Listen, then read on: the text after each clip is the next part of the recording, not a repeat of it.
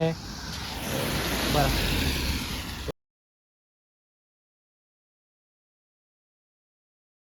तो क्यों रोक रहे हैं वो हम जानेंगे अभी।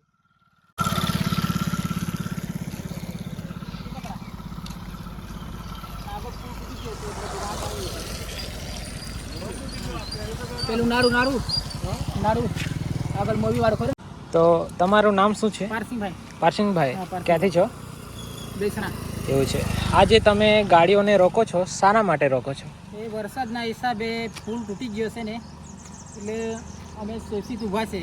હા. તો મોટા માણસ જઈ શકતા નથી. હા. એટલે નેત્રંગ ને મોવી તરફ માણસ જઈ શકે છે. એવું છે. તો રાજપીપળા તરફ જવું હોય કોઈએ પણ તો આ રસ્તે? हाँ हाँ सही में बंद है। मैं वीडियो शूट करके लाया हूँ, चाहे तो आपको दिखा दूँ क्या? ओके।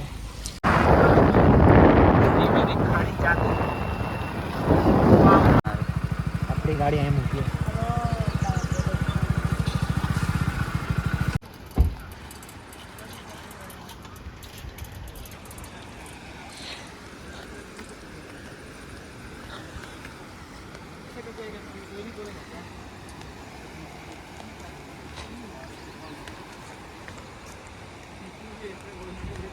आगे पुल बना बारिश आने से पहले.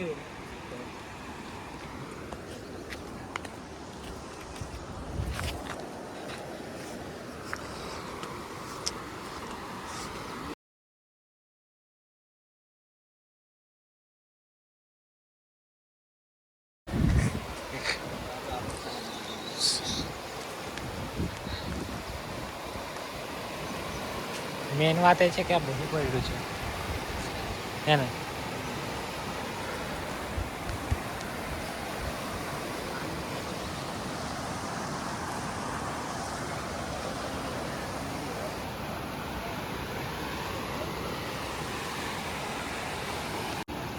તો મિત્રો જાણી લઈના સ્થાનિકોથી કે અહીંયા આ પુલ કેટલો જૂનો હતો, કઈ રીતે આ ઘટના બની.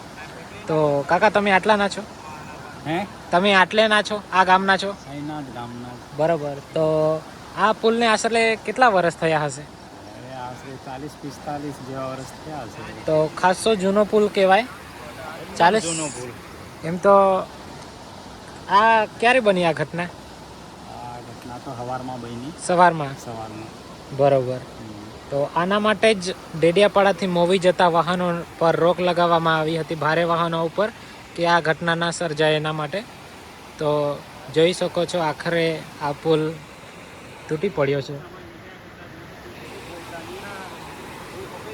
તો હું તમારાથી જાણવા માગું છું કે જો જે વાહનો રાજપીપળા જાય છે સાગબારા તરફ અને મહારાષ્ટ્રથી આવતા લોકો જે રાજપીપળા તરફ જવા માગે છે એ ક્યાંથી જઈ શકે છે?